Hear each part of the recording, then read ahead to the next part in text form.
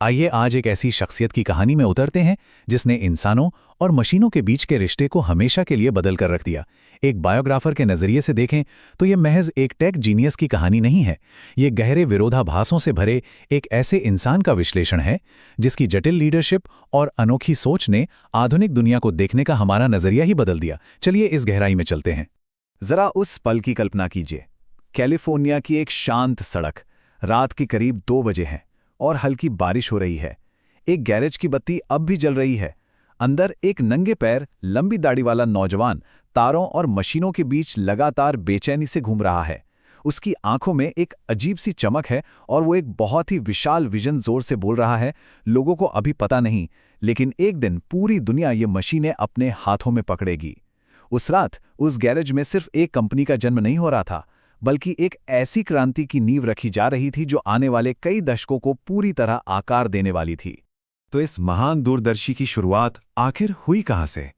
1955 में जन्म लेने वाले इस बच्चे को उसके जन्म देने वाले माता पिता ने गोद देने का फैसला किया था।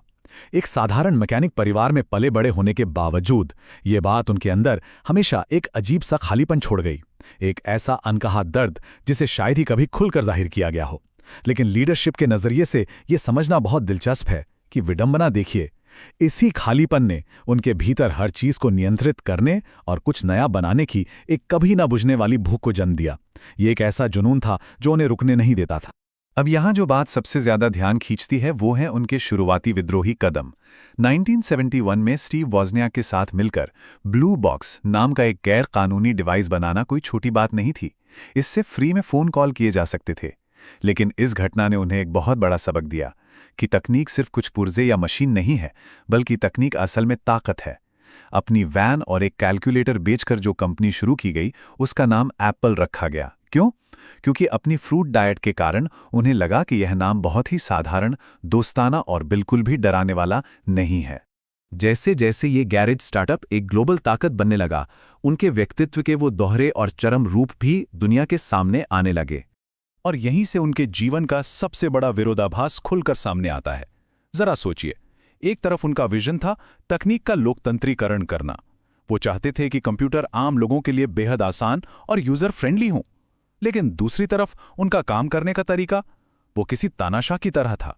वो परफेक्शन के इस कदर दीवाने थे कि डिजाइन में अगर 1 मिलीमीटर की भी कमी दिख जाए तो पूरी की पूरी टीम को नौकरी से निकाल देते थे। उनके साथ काम करने वाले कर्मचारियों के लिए वो अनुभव मानो किसी भयंकर तूफान के बीच खड़े होने जैसा होता था। इस कहानी की गति बिल्कुल किसी हॉलीवुड थ्रिलर जैसी है। 1976 में एक गैरेज से शुरुआत होती है और फिर 1984 में मैकिन्टॉश का लॉन्च होता है। एक ऐसा लॉन्च जिसने पूरी दुनिया को ग्राफिकल इंटरफेस, फोल्डर्स और माउस से पहली बार परिचित कराया। लेकिन सफलता के शिखर के साथ साथ कंपनी के भीतर उनका आक्रामक रवैया लगातार तनाव बढ़ा रहा था। और फिर आया 1985, जो कॉर्पोरेट इतिहास का सबसे चौंकाने वाला उलटफेर साबित हुआ। सोचिए, जिस इंसान ने खुद उस कंपनी को खड़ा किया, उसी के बोर्ड ऑफ डायरेक्टर्स ने उसे अपनी ही कंपनी से बाहर का रास्ता दिखा दिया। अपनी ही बनाई दुनिया से निकाला जाना एक भयानक झटका था। लेकिन इसे एक हार मानने के बजाय आइए देखते हैं कि कैसे ये उनके विकास और सीखने का सबसे महत्वपूर्ण कालखंड बना। इस दौरान उनके 2 नए कदम उनके भविष्य की शानदार नींव बने। पहला था नेक्स्ट की स्थापना। यहां उन्होंने भविष्य के लिए बेहद जटिल हार्डवेयर और सॉफ्टवेयर आर्किटेक्चर बनाना सीखा। लेकिन शायद सबसे बड़ा बदलाव आया उनके दूसरे वेंचर पिक्सार से। टॉय स्टोरी जैसी फिल्मों के जरिए उन्होंने कहानी सुनाने यानी स्टोरी टेलिंग की अपार शक्ति को समझा। उन्होंने एक बहुत गहरी बात सीखी, इंसान सिर्फ सर्किट या प्लास्टिक नहीं खरीदते, वे असल में भावनाएं और कहानियां खरीदते हैं। ये प्रोडक्ट डिजाइन का ऐसा सबक था जो आगे चलकर सब कुछ बदलने वाला था। और इसी सबक के साथ मंच तैयार हुआ उनकी उस वापसी का जो उस वक्त लगभग नामुमकिन लग रही थी। 1997 में एक दिवालिया और मरती हुई एप्पल को उनकी जरूरत थी। उनकी रणनीति मास्टर क्लास लेवल की थी। उन्होंने सबसे पहले दर्जनों भ्रमित करने वाले और खराब प्रोडक्ट्स को बंद कर दिया और एक बेहद मिनिमलिस्ट मार्केटिंग अप्रोच अपनाई। इसे समझने के लिए सिर्फ एक नंबर काफी है, 1000। जब आईपॉड लॉन्च हुआ तो उन्होंने गीगाबाइट्स रैम या तकनीकी शब्दों में बात नहीं की। उनका सीधा और साफ संदेश था, आपकी जेब में 1000 गाने। इस एक शानदार रणनीति ने न सिर्फ एप्पल को डूबने से बचाया, बल्कि पूरी म्यूजिक इंडस्ट्री की दिशा ही बदल दी। और फिर 2007 का वो ऐतिहासिक दिन आया जिसे पर्सनल कंप्यूटिंग के इतिहास का सबसे बड़ा टर्निंग पॉइंट माना जाता है, आईफोन का लॉन्च। दुनिया को बताया गया कि अब ये सिर्फ बातें करने वाला फ़ोन नहीं रहा, ये एक हाई क्वालिटी कैमरा है, आपका पूरा मोबाइल ऑफिस है, आपकी जेब में समा जाने वाला सिनेमा है और पूरी दुनिया से जुड़ने की एक खिड़की है। आज हम अपनी डिजिटल स्क्रीन के साथ जिस भी तरह से इंटरैक्ट करते हैं, उसके नियम बिल्कुल उसी दिन तय किए गए थे। लेकिन इन अविश्वसनीय तकनीकी उपलब्धियों के पीछे कुछ रहस्यमयी और थोड़े स्याह पहलू भी थे, जिन्हें नज़रअंदाज नहीं किया जा सकता। उनके काम करने के तरीके से जुड़ा एक बहुत ही मशहूर शब्द है रियलिटी डिस्टॉर्शन फील्ड। असल में ये उनकी वो अद्वितीय क्षमता थी जहां वे अपने कर्मचारियों को वास्तविकता और सीमाओं को नज़रअंदाज करने पर मजबूर कर देते थे। उनकी इच्छा शक्ति, उनका करिश्मा और लोगों को मनाने की ताकत इतनी ज़बरदस्त थी कि वे अपनी टीम से वो असंभव काम भी करवा लेते थे जो टीम को खुद अपनी क्षमता के बाहर लगता था। ये एक ऐसा मनोवैज्ञानिक प्रभाव था जो किसी भी नामुमकिन चीज़ को मुमकिन कर गुजरता था। और इस जबरदस्त फोकस और सरलता के पीछे एक बहुत बड़ा हाथ उनकी युवावस्था की भारत यात्रा का भी था।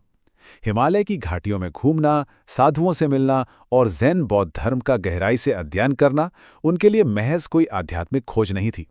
इसी ज़ैन फिलॉसफी ने उनके अंदर एक ऐसी गहरी सोच विकसित की जिसे बाद में उन्होंने एप्पल के मिनिमलिस्ट टेक डिज़ाइन में पूरी तरह उतार दिया। फालतू बटनों को हटाना, अत्यधिक सरलता लाना और तकनीक को ध्यान की तरह सहज और शांत बनाना, ये सब उसी दर्शन का हिस्सा था। लेकिन जब हम एक बायोग्राफर की तटस्थ नज़र से देखते हैं तो वो गहरे विरोधाभास छुपते नहीं हैं। जो इंसान अपने हर प्रोडक्ट डिज़ाइन में एकदम परफेक्शन चाहता था, वो अपने मानवीय और निजी रिश्तों में बेहद त्रुटिपूर्ण था। अपनी ही बेटी लीजा को शुरुआती सालों में अपनाने से इनकार करना, अपने कर्मचारियों के साथ बेहद कठोर और रूखा व्यवहार करना और यहाँ तक कि पैंक्रियाटिक कैंसर का पता चलने पर सर्जरी टालकर वैकल्पिक आहार और चिकित्सा पर निर्भर रहना, ये सभी तथ्य उन्हें एक बेहद जटिल इंसान बनाते हैं। हम यहाँ किसी का पक्ष नहीं ले रहे, बल्कि सिर्फ उस इंसान के दोनों पहलुओं को समझने की कोशिश कर रहे हैं। तो इन तमाम विरोधाभासों के बावजूद आज आधुनिक समाज पर उनके प्रभाव और उनकी विरासत को हम कैसे देखें? बीमारी से लंबी लड़ाई लड़ते हुए उनका शरीर बेहद कमजोर हो गया था, लेकिन उस विजनरी की आंखों में वो आग आखिरी पल तक जल रही थी। 2011 में अपने अंतिम क्षणों में भी वो मानो किसी नई रहस्यमयी दुनिया को देख रहे थे। अपने परिवार को देखते हुए उनके आखिरी शब्द गहरे आश्चर्य से भरे थे। Oh wow, oh wow, oh wow.